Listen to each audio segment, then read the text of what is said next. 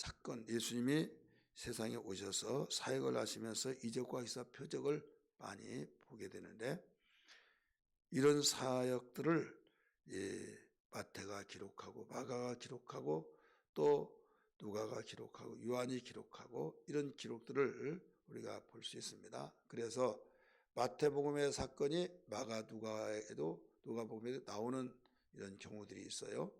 근데 요한복음은 빠지고 이 세 복음이 기록된 것을 공관복음에 기록됐다 이런 말을 하잖아요.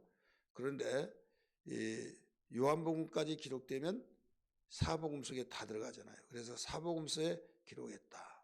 그러면 이게 무엇이 중요하냐? 뭐 한 군데만 기록돼도 되고 두 군데만 기록되고 그 관계없는데 목사님이 이것을 그렇게 강조하나 이렇게 생각을 할 수도 있을 것입니다. 왜 그런가 하면 어떤 우리나라 사건이 터졌을 때 그 주간지 한 군데서만 다뤘다. 아니면 일간지 한 군데서만 다뤘다. 그거하고 모든 신문, 언론, 방송이 그 각 신문사들, 각 언론사들, 방송사들 다 다루고 있다고 한다면 연일 연야로 계속 몇날 며칠 계속 다룬다고 한다면 큰 사건이라는 것을 증거해 주고 있죠. 그렇기 때문에 어떤 이름도 없는 언론사에서 그 한 군데서만 다루면 파묻혀 버린다 이거죠. 파묻혀서 그냥 그 소리를 듣지 않고 그 신문을 보지 않고 그러면 그 사건이 있는 것조차도 알지 못한다 이거죠.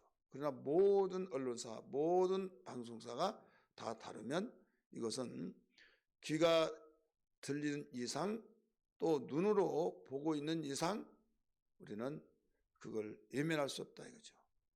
마찬가지로 이 당시 그 방송도 없고 그렇지만은 이 제자들이 예수님이 하신 일을 따라다니면서 일어났던 사건들을 낱낱이 기록해서 오늘 본문의 말씀은 그 사복음서에 모두 다 기록되었습니다. 우리가 어떤 성경이 있고 어떤 성경은 표기가 되지 않는데 웬만한 성경은 지금 성경은 가로해 놓고 거기에 나오죠. 마가복음 6장 30절에서 44절, 누가복음 9장 10절에서 17절, 요한복음 6장 1절 14절 다 기록되어 있죠. 그와 같이 이 사복음서에 오늘 본문은 마태복음이니까 마태복음은 우리가 읽었던 내용이니까 마가, 누가, 요한복음 다 기록해서 사복음서에 기록을 다 다루고 있다 이런 말씀이에요. 더 이상 언론사가 없듯이 바로 더 이상 복음서에 이 복음 외에는 없다 이거죠. 그래서 이 사복음서에 낱낱이 기록되어 있기 때문에 우리가 이 각 신문 한 군데만 보는 것보다 여러 군데를 보면은 이 신문사는 이런 방향에서 또 저 신문사는 저런 그 방향에서 이런 각각 강조점이 다르죠. 그래서 대충 그냥 몇 줄 남겨놓은 신문 언론에 소식이 있는 데 있고 어떤 데는 자상하게 어떤 데는 더 자상하게 그러면 이 전체 볼 때 모든 걸 합해서 그 정리해 볼 수가 있지 않습니까? 마찬가지로 오늘 이 마태복음에서 볼 때 이 사복음서에 다 나타난 것을 제가 다 읽어봤어요. 다 읽어봤는데 우리는 이런 말을 많이 듣잖아요. 예수님이 그 오병이어의 역사를 나타내셨다 할 때 그 어린아이가 물고기 2마리를 보리떡 5개를 내놓았다. 그럴 때 예수님이 축사하시고 떼어줬다. 이런 말씀들을 하고 있잖아요. 근데 여기 나와요 안 나와요? 안 나오잖아요. 그냥 제자들이 하는 말이 우리에게 있는 것은 떡 5개와 물고기 2마리 뿐입니다. 17절에 그렇게 나오잖아요. 우리에게 있는 것은 이것은 좁은 의미에서는 제자들이 우리에게 있는 것은 이거예요. 그러니까 제자들 중에서 누가 가지고 있었는가 보다 이렇게 생각을 할 수 있겠죠. 그러나 여기에 마태, 마가, 누가도 다 그렇게 나와요. 근데 유일하게 요한복음에서만은 어린아이에게 떡 5개와 물고기 2마리가 있나이다. 이거예요. 그러면 우리에게 있다는 것은 어린아이가 정말 자기도 먹고 싶지만은 제자들에게 드시라고 예수님 드시라고 혹은 그렇게 해서 그들의 손에 주어졌지 않느냐 이거죠. 그런데 다른 마가, 누가, 마태는 그냥 어린아이가 갖다 줬다는 것을 자상하게 기록하지 않고 자기들 손에 있으니까 우리에게 떡 5개와 물고기 2마리가 있나이다, 이런 식으로 가르쳐주고 있다 이거죠. 오늘 이 말씀은 너무나도 잘 알고 유명한지라 그 자상하게 말씀을 드리잖아요. 그리고 또 언제 어디서 누가 어떻게 그 육하원 측에서 가르쳐준 내용은 요한복음에서 잘 나와 있습니다. 요한복음은 여기서는 그냥 예수께서 들으시고 배를 타고 떠나서 따로 빈들에 가시니, 배를 타고 교통은 배를 타고 갔다 떠났다, 제자들은 거기에 줄줄 따라, 그 백성들은 무리들은 따라다녔다. 빈들을 갔다. 어느 빈들이냐 이거죠. 여기는 그 어느 빈들 장소도 나오지 않죠. 그런데 다른 복음서에 보면 거기에 벳세다 들녘이라고도 나오고, 또 이 언젠지를 알지를 못할 때를, 그러나 요한복음에서는 유월절이 가까운지라 이렇게 나와요.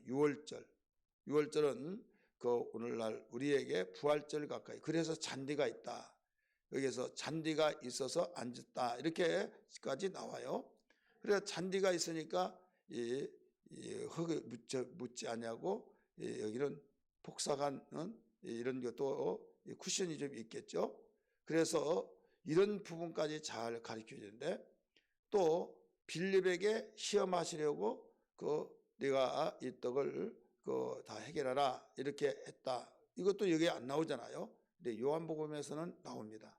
요한복음에서 뭐라고 나오느냐, 이 빌립의 시험코자에서 이 많은 자에게 어디서 이 떡을 사서 먹이겠느냐라고 예수님이 말을 했어요.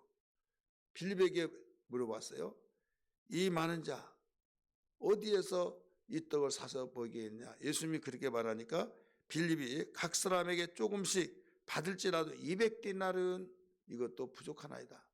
그러니까 떡을 사서 먹이 하는데 돈이 없으니까 각 사람에게 이렇게 걷어가지고 200디나를 만들어서 가서 떡을 준비해 와서 먹이면 이것도 좀 부족하지만은 그저 최소한도 그 정도가 있어야 말입니다. 이렇게 해요.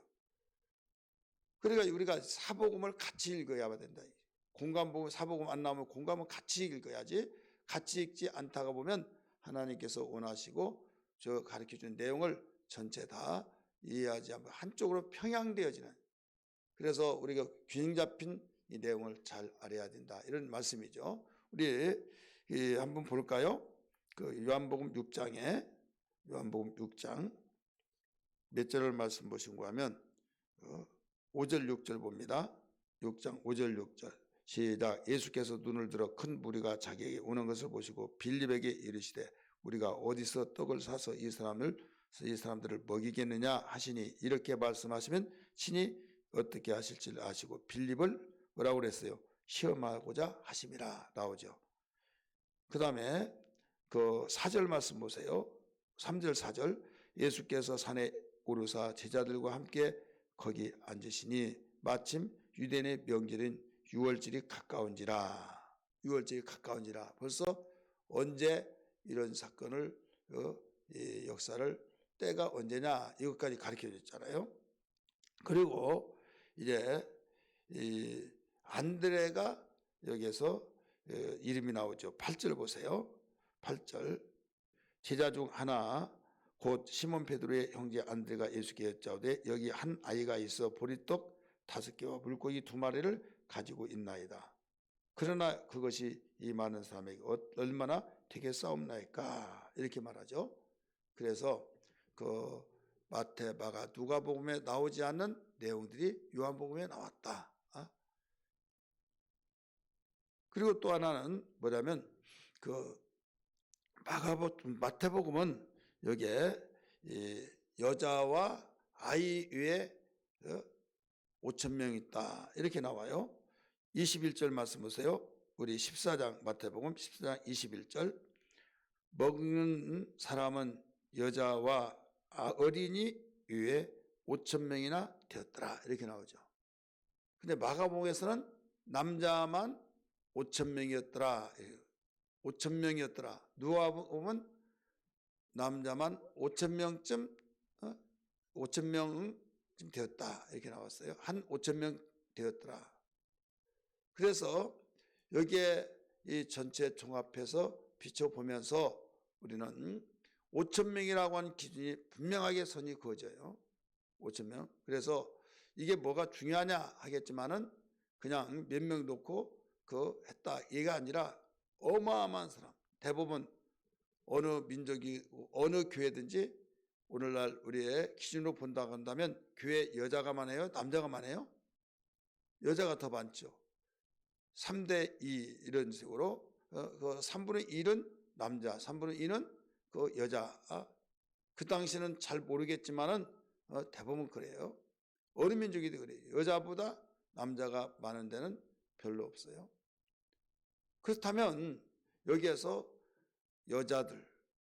여자는 노인들도 여자고 소녀도 여자고 다 여자예요. 아이들 이렇게 하면 몇 명쯤 되겠느냐 짐작이 되잖아요.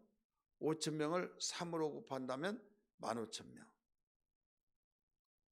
그러니까 어린아이에게 그 가지고 있었던 보리떡 5개, 물고기 2마리, 주석에 보면요 물고기는 멸치 2마리예요. 우리나라에 번역하면 멸치 좀 큰 거 있잖아요. 이 정도 이 국물 내는 거, 그 고기 2마리, 보리떡 5개, 조그만하게 뭉쳐놓은 거 5개, 어린아이에게 먹을 정도 되는. 여기 자세히 보면 우리 대부분 예수님이 축사하셔서 띄워주라 했을 때 축사하시고 예수의 이름으로 기도했습니다. 아멘. 오늘 기도하면 막 보리떡 5개 물고기 조그마한 것이 막 어마어마하게 이렇게 쌓여있는 걸로 생각할 수도 있어요. 그러나 그렇지 않고 똑같았어요. 그걸 우리는 깊이 봐야만 됩니다. 똑같아요. 한번 볼까요? 19절 말씀. 무리를 명하여, 마태복음입니다. 14장 19절. 무리를 명하여 잔디 위에 앉히시고 떡 5개와 물고기 2마리를 가지사 하늘을 우러러 축사하시고 떡을 떼어 제자들에게 주매 제자들이 무리에게 주니 다 배불리 먹고 이렇게 나오죠. 남은 조각이 12방울이 되었더라. 그러니까 우리는 어떻게 생각하는 거면 그 5천 명 먹일 양 그것이 보리떡 2개 물고기 보리떡 5개 물고기 2마리로 5천 명의 이 숫자 아니면 15,000명의 숫자에 그것이 한꺼번에 전체 쌓아져 가지고 배달할 때 막 5천 명분 하면 5천 명을 다 퍼놓으면 얼마나 많을까요? 그렇잖아요. 그렇게 해서 다 나눠주면서 줄어들고 그게 아니라 그냥 똑같았어요. 똑같았는데 계속 띄워주는 거예요. 띄워주면 계속 나오는 거예요. 수도꼭지에 물을 그 속에 다 물이 있고 틀면 계속 나오듯이 이걸 여러분 생각을 해야만 됩니다. 그래서 대부분 막 어마어마하게 쌓여가지고 거기에 모아진 거 보고 막 나눠졌다. 만약에 그렇게 했다면 어떻게 될까요? 질서를 다 정해놓고 어떤 성격이 좀 다양하기 때문에 막 가서 야 저 가지고 와 가자 우 하다 보면 엉망진창이 될 거예요. 근데 예수님이 마가복음에서는 100명, 50명 이런 식으로 다 앉히라고 그랬어요. 그래서 앉히니까 지금 기다리는 거죠. 그럼 제자들이 계속 띄워주면 계속 갖다 주는 거예요. 그냥 볼 때는 없는 것 같은데 한없이 나오는 거죠. 이게 누구만이 할 수 있어요? 하나님 할 수 있어요. 자, 수도꼭지가 틀면 물이 나오죠. 제가 설교 시간에 있잖아요. 아프리카 사람이, 중동 지역의 사람이 세계 수도 세미나 와서 수도꼭지 틀어보니까 물이 나오니까 거기는 기름은 많지만 물이 얼마나 귀한지 틀기만 하면 나오니까 오래된 이야기예요. 그런데 그것만 있으면 된 줄 알고 끊어갔다고 그랬잖아요. 우리가 볼 때는 그것만 있는 것처럼 생각하고 열면 나오지만은 이것은 이미 다 어디에 연결됐어요? 수원지에서부터 연결돼서 어느 한쪽이라도 거기에 끊어진다고 한다든지 파열되면 그쪽으로 새나가서 물이 안 나와요. 마찬가지예요. 예수님이 하늘 우러러보면서 축사했죠. 축사하시고 난 뒤에 떼어줄 때 끝없이 나온 것처럼 이건 누구하고 연결이 됐어요? 하나님과의 연결이 됐다 이거죠. 천지를 창조하신 하나님과의 연결이 되었기 때문에 끝없이 나오고 있는 거예요. 여러분 사렙다 과부에게 기름병을 계속적으로 그거 따르고 그랬을 때 거기에서 끊임없이 나왔잖아요. 또 병이 없느냐, 그릇이 없느냐, 예, 없습니다. 그때 딱 그쳤다고 그랬죠. 이것은 어디 막 저장 창고가 있어가지고 거기서 계속 빼낸 것이 아니라 하나님이 저장 창고다 이거죠.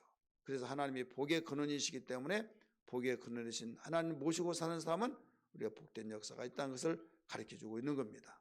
할렐루야. 오늘 우리는 여기에서 일러주신 것은 뭐냐면 주님을 따르는 자는 주님이 책임지신다. 오늘 핵심이에요. 한번 따라서 합시다. 주님을 따르는 자는 주님께서 해결하신다. 하루 종일 주님 앞에 말씀을 듣고 또 병고침도 받고 주님이 가신 곳에 줄줄 따라다닐 때 해가 넘어가서 이제는 집으로 가야 할 텐데 거기에 기진맥진할까 봐 주님께서 책임지시고 너희가 이들에게 먹을 것을 해결하라. 이것은 시험하고자 한 거죠. 그럴 때는 육신의 생각으로 생각할 때 어떤 복음서에서는 이것을 200디나리온이 드는데 돈이 있다 할지라도 이 시간에 그렇게 떡을 만들어낼 양이 없습니다 이거죠. 돈 가지고도 안 되고 이건 돈으로도 안 된 걸 어떻게 합니까? 그래서 너희들은 50명씩 100명씩 다 앉혀라. 우리에게 떡이 5개 물고기 2마리 있습니다. 가지고 와라. 축사하시고 모든 해결해 주신 거예요. 자, 우리는 주님의 일을 하면서 그래서 주님이 말씀하시기를 너희는 그의 나라와 그의 일을 구하라. 그러면 이 모든 걸 너에게 더하시라고 하신 것과 일맥상통하고 있다는 걸 알 수 있잖아요. 따라서 합시다. 주님 따라다니는 자는 주님께서 해결하신다. 우리 주님 믿고 의지한 자는 주님이 해결하신다. 이걸 보여주고 있어요. 오늘 제목은 오병여의 역사입니다. 오병여의 역사. 주님 따라다니는 모든 무리들. 그래서 오늘 여기에 22절에서 무리들이 따라오게 되죠. 23절에서도 무리를 보내신 후에 기도하러 하면서 내가 잘못 봤네요. 여기에 한번 다시 봅니다. 13절 보세요. 13절. 예수께서 들으시고 배를 타고 떠나서 따로 빈들에 가시니 무리가 듣고 여러 골로부터 걸어서 따라간지라. 14절. 예수께서 나오사 큰 무리를 보시고 불쌍히 여기사 그 중에 병을 고쳤고 저녁 노래까지 있었다 이거죠. 여기서 우리는 무리를 보고 불쌍히 여겼다는 걸 볼 수 있는데 뭐 때문에 불쌍히 여겼을까요? 무엇 때문에? 우리 마가복음에서 보면 목자 없는 양 같음을 보고 불쌍히 여겼다 이렇게 나와요. 괜히 불쌍히 여긴 것이 아니라 이유가 있잖아요. 목자 없는 양들이 우르르 몰리고 그럴 때 언제 죽을지 모르는 그런 걸 볼 때 얼마나 불쌍하겠냐 이거죠. 그래서 주님은 이 문제를 해결해 주셨다. 그리고 당신을 따르는 모든 일을 해결해 주신다. 오늘도 지금도 어제나 오늘이나 영원토록 동일하신 걸 믿기 바랍니다. 할렐루야.